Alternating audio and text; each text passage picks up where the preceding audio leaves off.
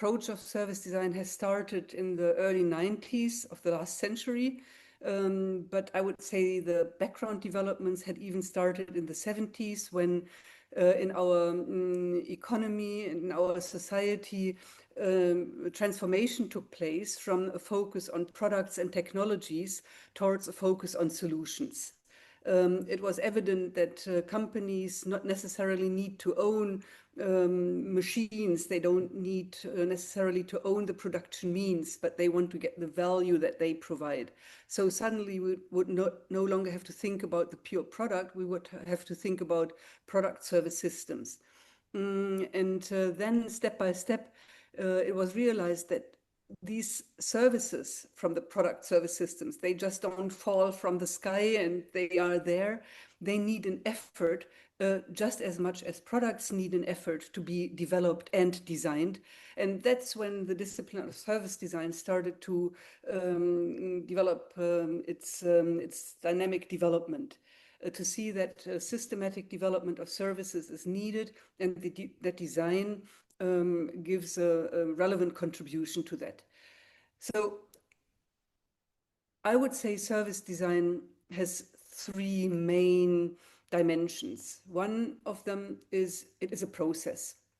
It is a process that systematically explores the opportunity space, what is happening, what are people experiencing, where are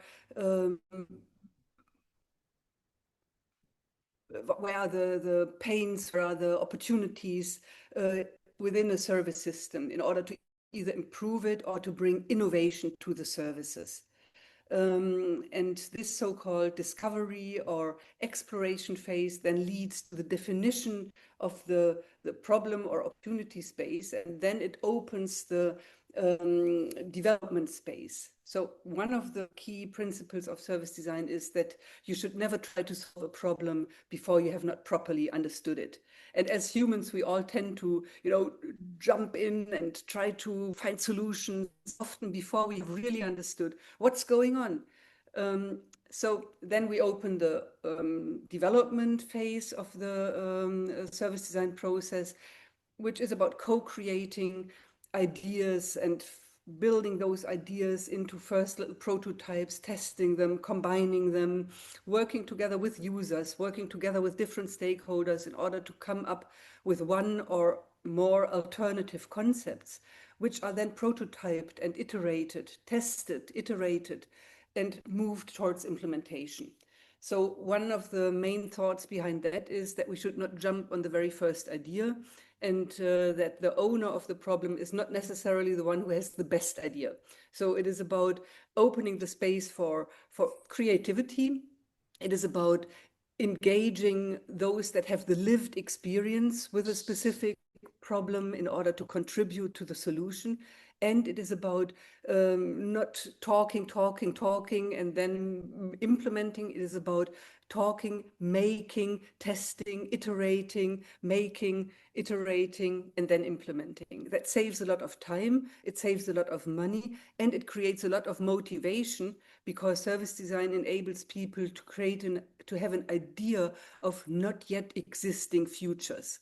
If you have the visual idea of something that is not yet there, it does create motivation, and it might create more of a hunger for change than we usually have in our bones. And the truth is that change in most individuals and most organizations is not the most desired state. Most people want to keep things as they are.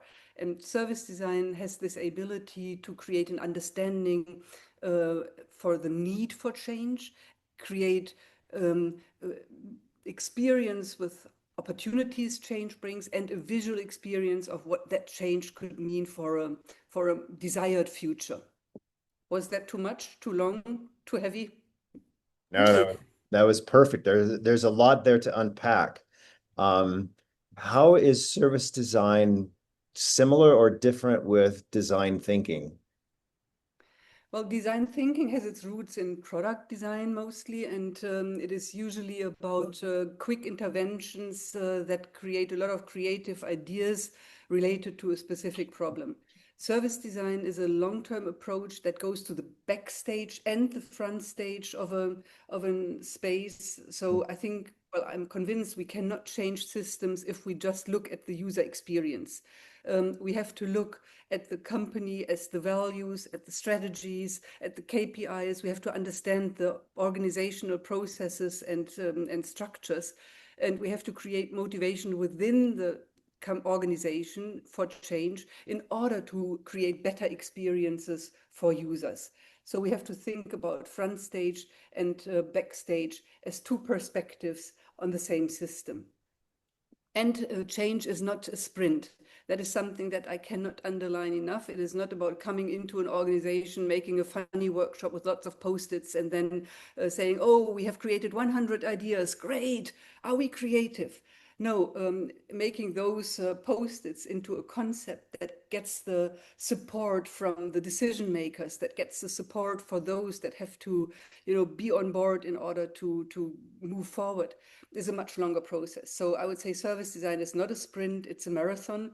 You have to have a long breath. You have to, consistently work with the organization, and I think sometimes design thinking is endangered to be seen as a quick and funny band-aid on wooden legs, and that's not helpful. Design is hard work, and design takes time. What are a couple of things that you use in service design to build that kind of long-term support from stakeholders and sponsors? That's another good question. It really depends. When you encounter a company that has never been exposed to service design, I think it is really important to find good partners within the company who have a say in the company, and it is important to create quick wins, which might be contradictory to what I just said, but you cannot win people for a marathon if they don't see the value of running. So you have to create some of that experience. What does it mean to tackle maybe a smaller problem and to collaboratively work in the creative space on a solution? And I think that can really help to build the energy within an organization, the belief in service design. So that's one path. I have experienced the other direction, the top-down approach. For example, German Telekom, they had a new CEO, and that person was Stanford design thinking addicted. And when he then encountered service design, he was convinced that service design was the even more efficient and more impactful way of approaching service challenges. And he has kind of top-down made the decision that service design innovation centers are implemented, that everybody has to have some kind of service design training within their career development, that there are key principles for every project, key principles that relate to need for exploration, need for interdisciplinarity, need for prototyping, need for testing. So he really implemented those principles as part of the how we work guidelines at Deutsche Telekom. So it can be the top-down approach, which sometimes is easier. On the other hand, the bottom-up approach takes the people along, and maybe best is both, that you have a convinced CEO and on the other hand, opportunities to work on projects that create results that are tangible and impactful. Thank you. You mentioned a lot of things in an organization's system, and you talked about front and backstage. Could you elaborate a little on front and backstage, what that means? Well, the front stage is that part of an organization where user and provider share the space.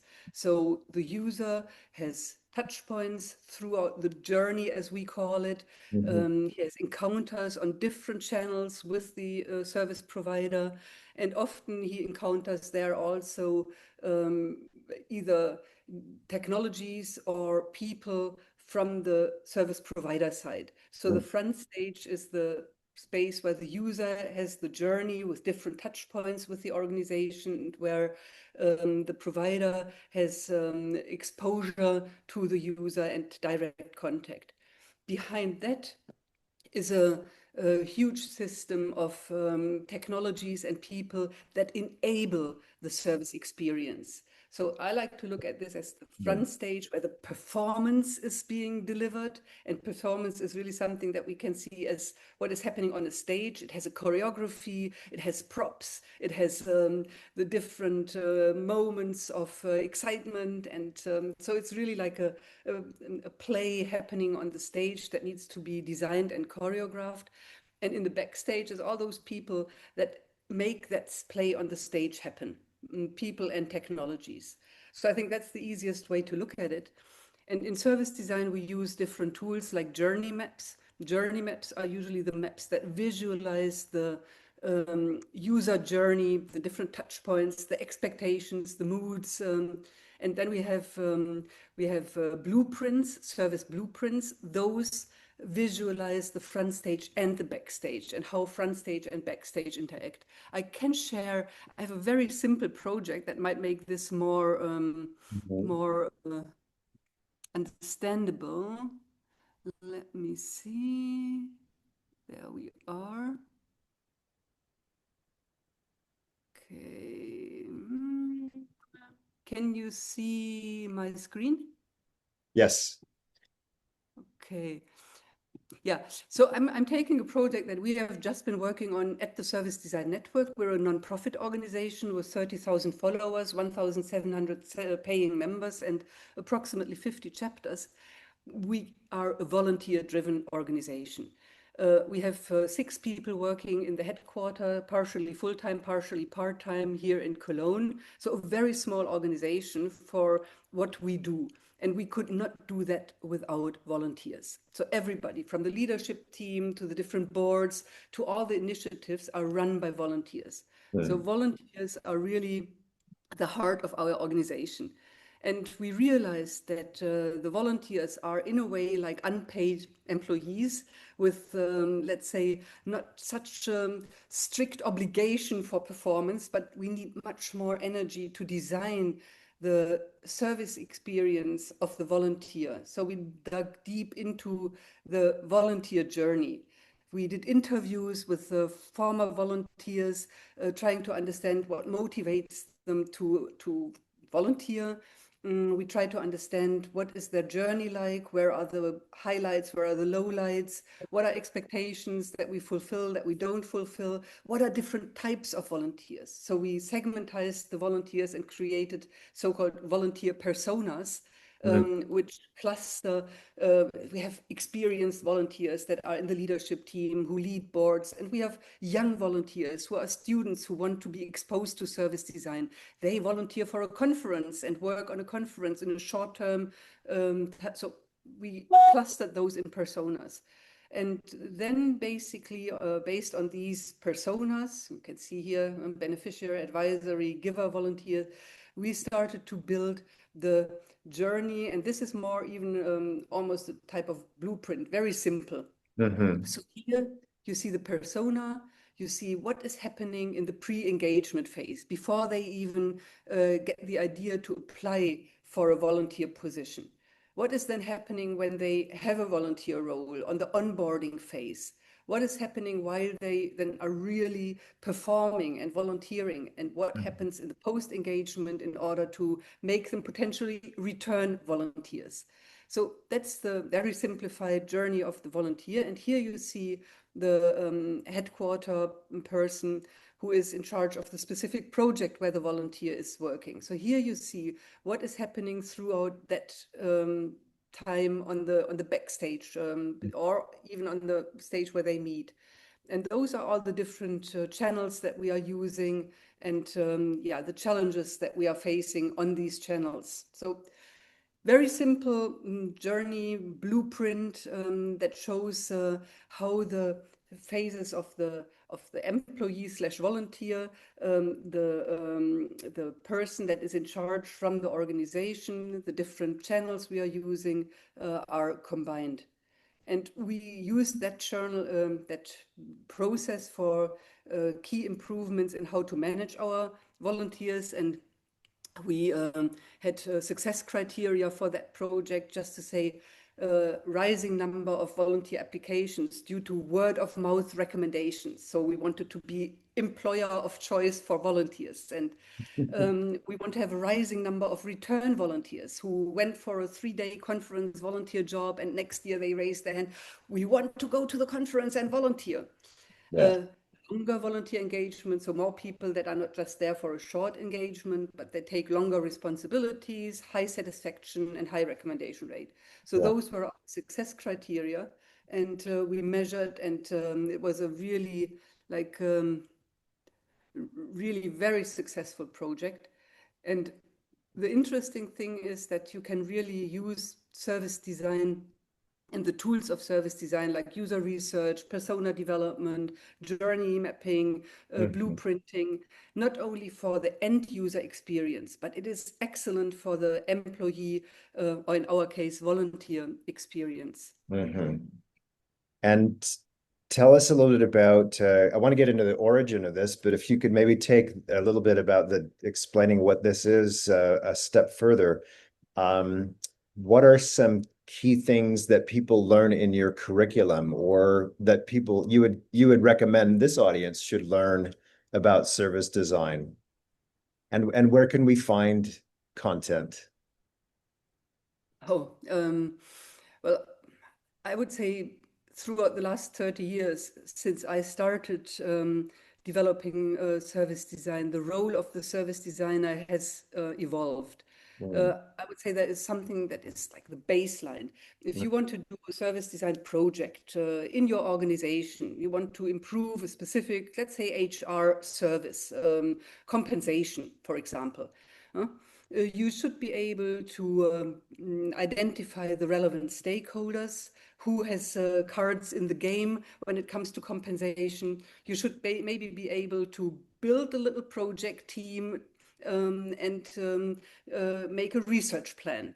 And research should be combined of quantitative and qualitative research. So you will definitely do the traditional things like some desk research, collect facts and figures, data, whatever is relevant about the quality of your compensation processes.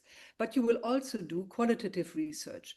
And in an early phase of a service design project, you should be able to do open interviews where you are willing to be surprised.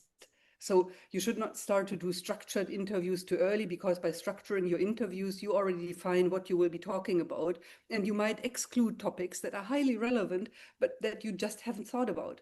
Yeah. So open interviews. It could also be contextual interviews. I don't know if that would be possible in the topic of compensation, but sometimes we do home visits. We go and meet customers in their homes. We talk with them. We let them show us things. Where do you keep your salary receipts? Where do you have your company contracts? How do you celebrate when you get a salary raise? Where do you go when you have a question? So trying to understand what's in the life of person relevant all around that topic that you are researching.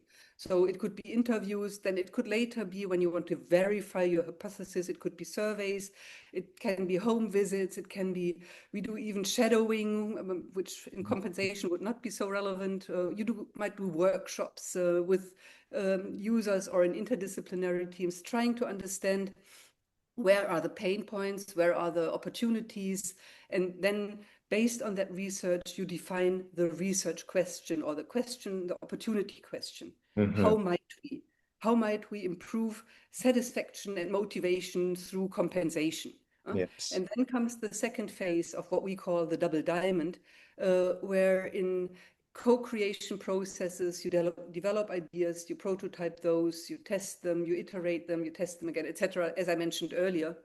So in that phase, you should be able to facilitate meetings, you should be able to visualize complexity, you should be able to translate words into tangible artifacts. You should be able to identify measures and test scenarios. And you should be able to communicate in a verbal and visual way about your project in order to spread the word and to create motivation and enthusiasm. So Wonderful. that's the basics. Basics are knowing the tools of service design and understanding the process. But when you become more experienced and you want to bring transformation into your organization, then it is more. Because transformation is not only about doing a good service improvement or service innovation. It is usually about creating organizational change, and that can be change of culture, it can be change of organizational structures. And for that, you need to have a good understanding of what is organization and what are future alternative scenarios for successful organizations. Mm. You should have a good understanding of the business data, the KPIs, the whatsoever measures there are, because you need partners. And if the organization should invest time and money into service design, they need to understand what they get back. How Mhm. will the service design feed into the strategy? How will it feed into the KPIs? So if as a service designer, you do not understand anything about that, you will not be able to connect the service design process to the business and the business transformation potentials. Thank you so much. There's so much wonderful information in what you're sharing with us. Um, I had a career for 30 years in HR myself. I was in OD and talent and transformation roles, and I find this content so refreshing, so different and new. And I started my career in marketing and doing marketing research, so it feels very familiar with that. And this is for me one of the main reasons why we created this network is to introduce people in one field to another field that can help them to. Mm. And what I'm hearing you talk about some of the things, and I'd love to hear some input from the audience. What are you hearing that sounds intriguing to you about what Birgit is saying? But one big topic that comes up for me with this is all about eye-opening insights. So something different that I didn't expect, and having a framework for doing research. Because when we implement all of the things in employee life cycle, we're doing it top down with a small group of people who, as you say, think they have to have all the ideas, have all the answers. We don't even know what the questions are. Yeah, So right. this is turning it on its head and giving business much more target-rich insights about where to focus our energies and our resources. So in a time of shrinking resources and more pressure on putting budget in the right places, it seems like this is a very relevant topic. Yeah, I mean, some of you might be familiar with the theory U by Otto Scharmer. I think it's a quite interesting theory because he states that as humans, we tend to believe that the future will be like the past. Mm-hmm. Even though we know things are changing, for some reason we tend to believe through technologies, through miracles, through something, somehow everything will stay as it is.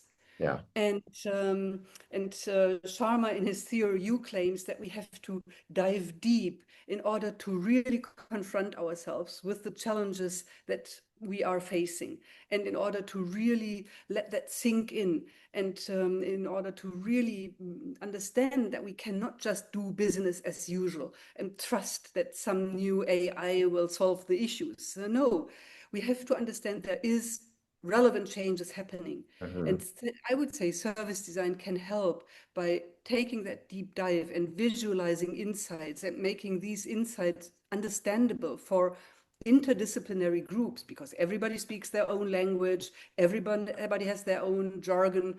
And how do we create a system of shared beliefs, what the challenges are that we are facing and that we need to tackle in order to transform into a successful future. So service design can do the research, it can help to translate the insights into relevant pieces of communication that don't only touch the brain but also touch the heart. Yes. And then in the theory U, Sharma says, and I encountered him, by the way, only 6 years ago when service design was already there, and I found it really interesting how it interrelates, that you have to really build these scenarios of not yet existing futures. scenarios that help us to create that energy to move forward and to get going. And to not just cross our arms and wait for somebody else to do it. So we need that energy to move forward. And that is something that service design does through these creative processes, the prototyping processes, and doing that together. And not as a designer, you are somewhere in your little atelier space, and then you open the curtain and pop, here it is, the beautiful future, look at the new iPhone. No, in the transformation of service systems, you have to take the people along. It is not about that one magician standing on stage and promising the world, but you have to take people along through that process. And that means working together and building that future together. Yeah.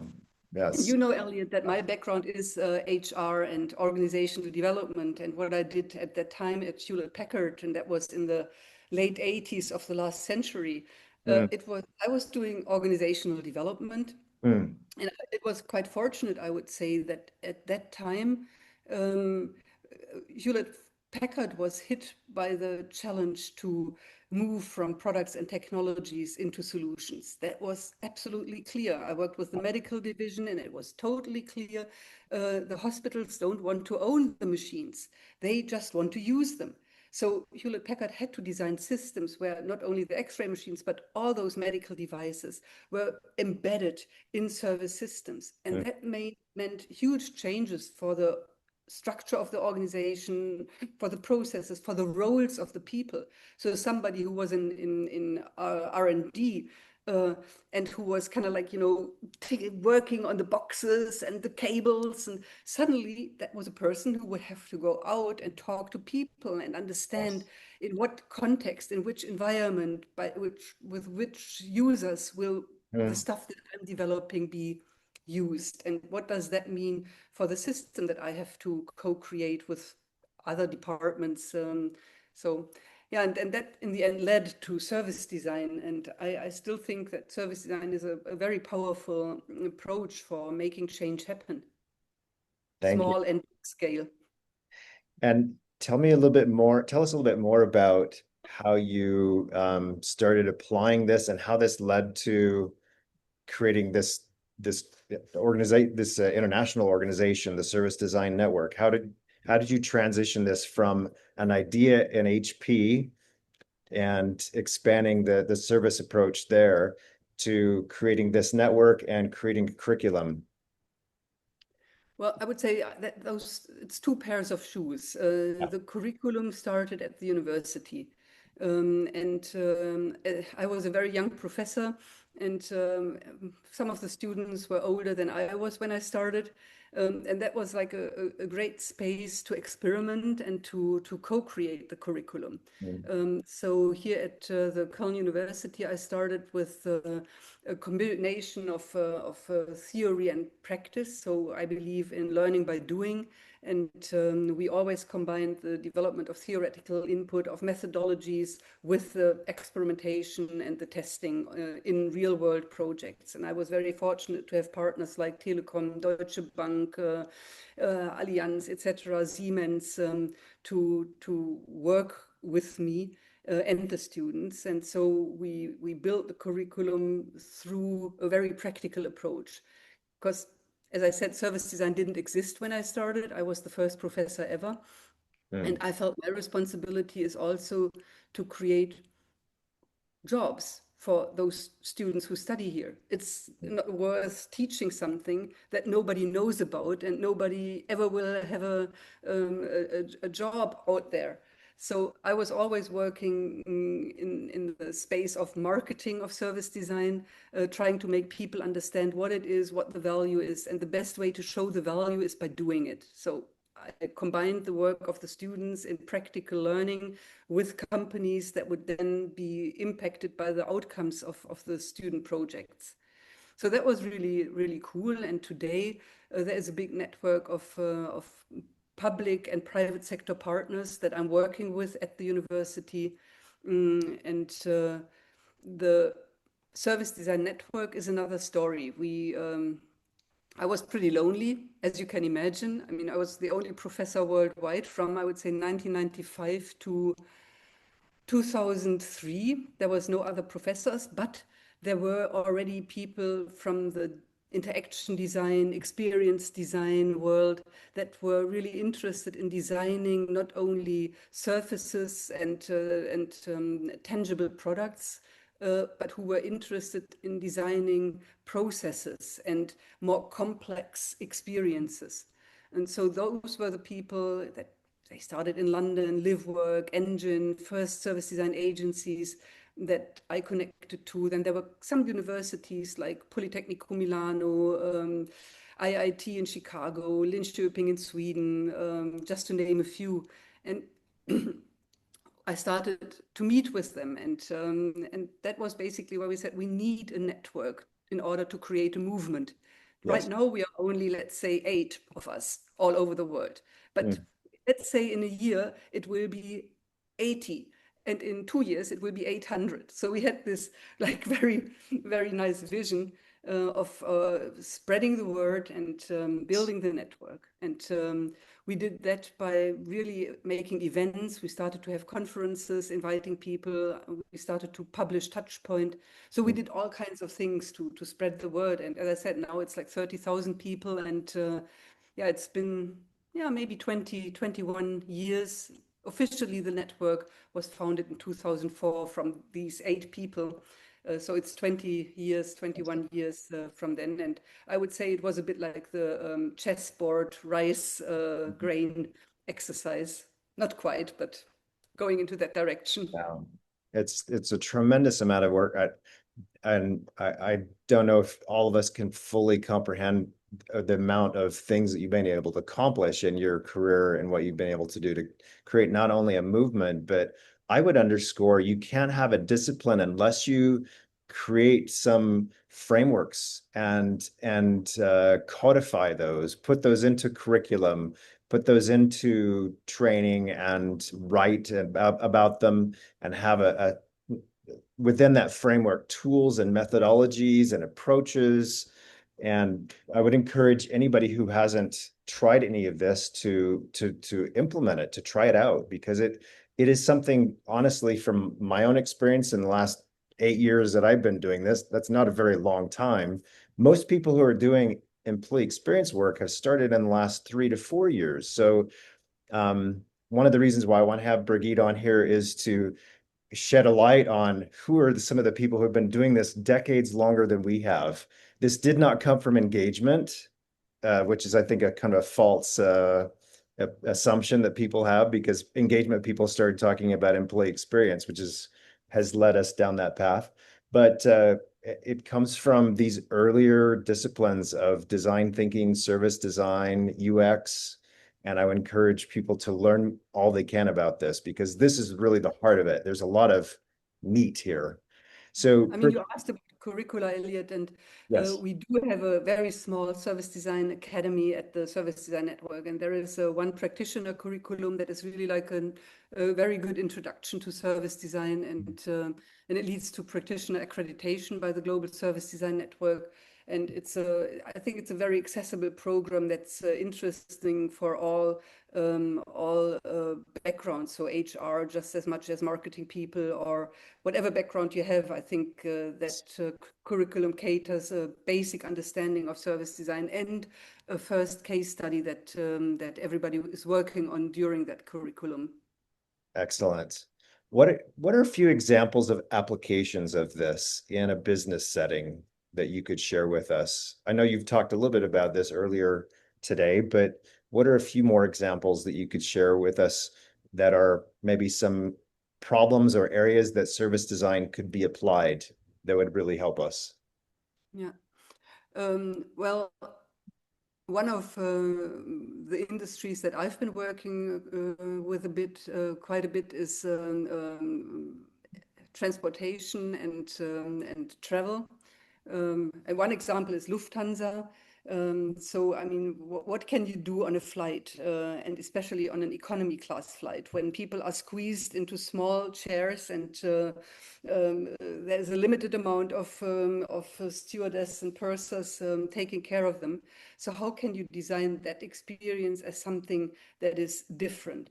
And that was a really great, like, small but at the same time big challenge, because it's not only that you have to do it in one country, you have to take into consideration cultural differences, you have to take into consideration not only the differences of the travelers but also of the employees. That was a project that I worked on, and it really led, in the very end, it led to the five-star alliance. So the Lufthansa got the 5 stars as the first European airline. And we did a lot of small things. I mean, and that's something that you have to learn, that you cannot always do the big thing. Let's have beautiful planes with showers for everybody, and a three-course meal for the economy class. That is not doable. But it's the tiny little things, like when it comes to how do you welcome people, how do you take care of the entertainment, how do you help them to really appreciate the hygiene, the toilet, how do you make sure that it's really clean throughout, let's say, a long distance flight when you are on the plane 10 hours. So it's very many small details that make a difference on that. So, but that's just one example. It's a couple of years ago. In general, I would say that it's the private sector, it's banking, it's a lot of things happening in manufacturing now, because many manufacturing companies understand that it's yeah, really product service systems that they have to design, and with all the sustainability issues and all that, it's also about the whole system of sustainability that needs to be designed around a product. So manufacturing is a growing customer in service design, and don't want to go so deep because time is running. Public sector is an incredible partner through the need for digital transformation. Mhm. All public sector organizations worldwide are challenged to revisit their services and to, best case, not translate bad analog services into bad digital services, but to use the digital transformation as an opportunity to better understand what is the context within which people are using public sector services. Let me give you one example. Pregnancy. I don't know how many of you are moms or dads, but some certainly are. And you might remember the moment you gave birth, and it's bliss and happiness, hopefully. And then comes the administrative stuff. In Germany, it is at least 5 different steps you have to take for Elterngeld, for registration, passport. Then you have to inform the employer. Yeah, so it's, and most of the time, 50% is the same information that you have to give to all these different administrational processes. So when you do the digitalization for that, you should look at the parent journey. What happens from the moment? What needs to be done? And how can I simplify these processes by connecting them, by sharing information?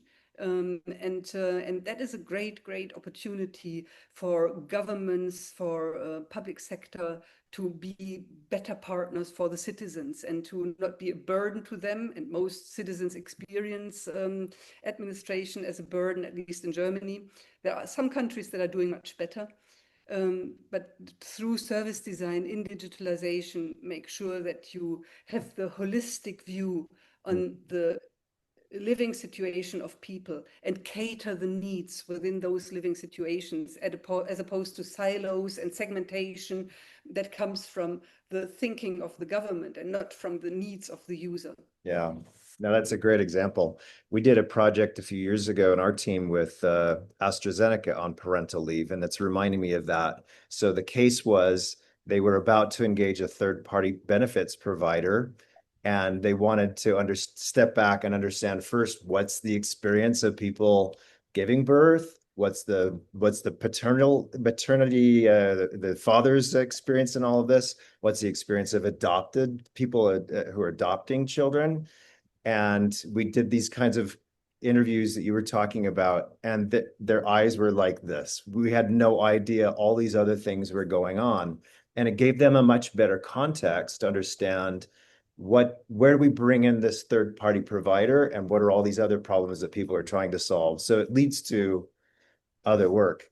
There was a question from the group here. Nina was asking that when you were talking about cross-functional teams carrying out in HR-led service design projects, from your experience, what areas of expertise or functions that are non-HR are most often leveraged by HR in these types of things? What could you expect?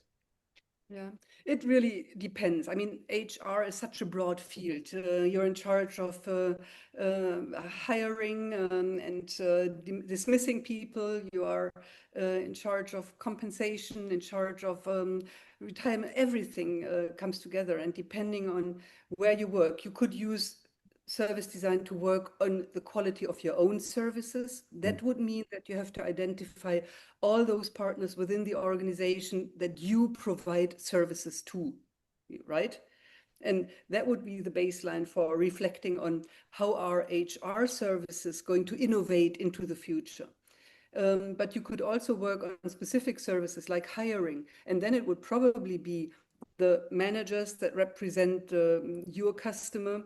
It would probably be IT that is very often in charge of the processes that empower great experiences. It would be new employees that have recently been hired that could talk about their experience, how was the process for them. So those are just a few examples. And it really depends on what is the direction you are taking the service design project. And that then defines which external partners do you need in order to inform the project in the best possible way. Excellent. Thank you. If I may, I have a slide I could show just quickly that shows an example of something like this. So this is looking at an example from onboarding, and this is pulled from real life, but because we can't show actual company information, I've pulled something together that's a bit more generic and high level. But you can see here, this is a blueprint. So you have the colleague journey at the top, the steps when they're starting their first day of work. So they pick up my badge at security. I'm shown at my workplace. I get my laptop and my phone. I get a welcome from my manager. I meet my team. I meet my network. And in the interviews, we ask them to rate on two factors. The first one is how satisfied were they with that step? And secondly, how important was that step to them? And usually we also ask, what was the goal you had in that step, right? I don't show that here, but imagine that they tell me when I'm meeting my manager for the first time, what is the outcome they're hoping for? Or meeting my team, what was the outcome? And they rate it. And then you can see the front and backstage, and we've coded it by people in green, tech in blue, process in whatever color this is here, kind of an orange pink. And then you have the backstage. You have the same thing, people, tech, and processes. And one of the things that you notice when you do a map like this, first of all, these are their steps, right? So often you get steps in there that you're not expecting. The second thing is you can kind of see where do we have processes and tech and people. Now over here on the right, especially in the backstage or backstage in this over to the left here in this second column, I don't see so many processes. So if somebody is saying, for example, here, the rating is pretty, I'm over delivering 4 out of 3 on importance. So I don't need to spend so much time here, but it indicates that I do have a gap here because meeting my team and meeting my stakeholders, I don't have as many things going on for them. So just as a quick glance at the blueprint, you can kind of see a number of things about what matters to people and where are we focused. So maybe there's a shift that we need to make. So it's, and it also highlights, as Birgit was saying, where you have some other functions that could be involved. So it's saying, hey, I need to get my tech people more involved here, or I need to have real estate or facilities involved here, whatever it is. Really nice example. Any other questions from the group? We have a few minutes for questions.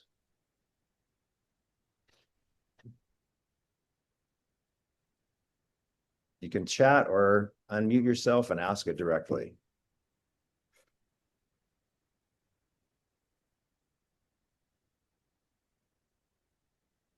I'm just curious, how many of you who are not service design people here, how many of you have worked with a service designer in your workplace?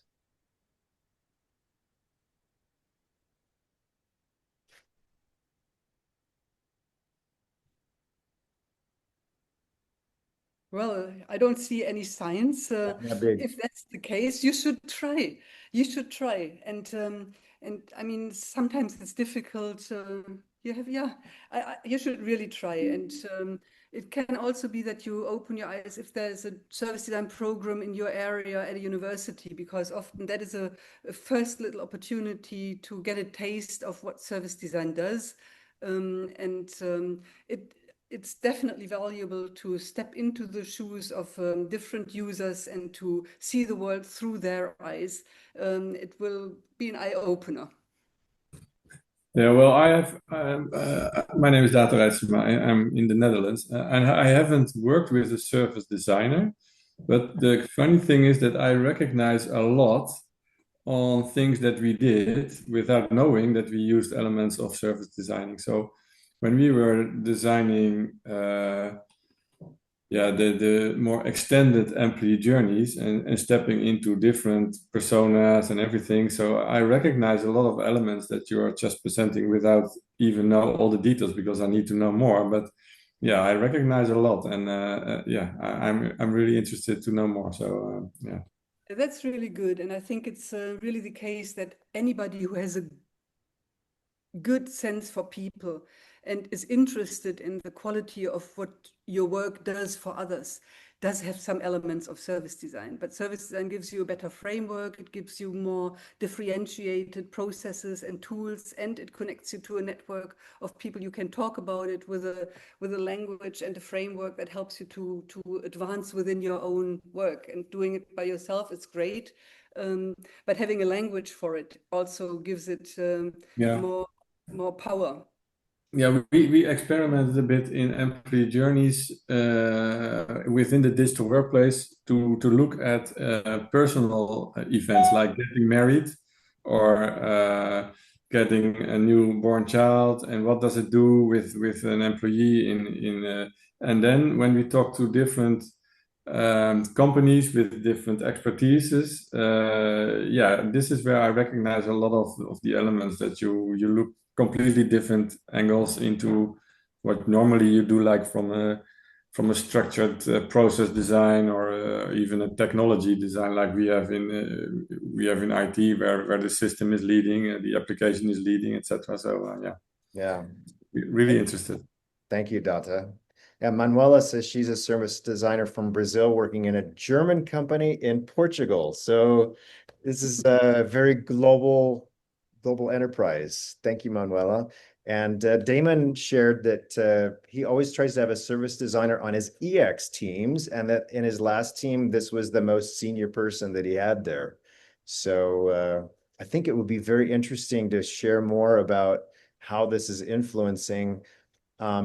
Just as on a personal note, when I first started helping companies use design thinking to improve the employee experience, I found service design as the natural kind of approach because of that systems thinking and being able to think about what other functions are involved in the journey.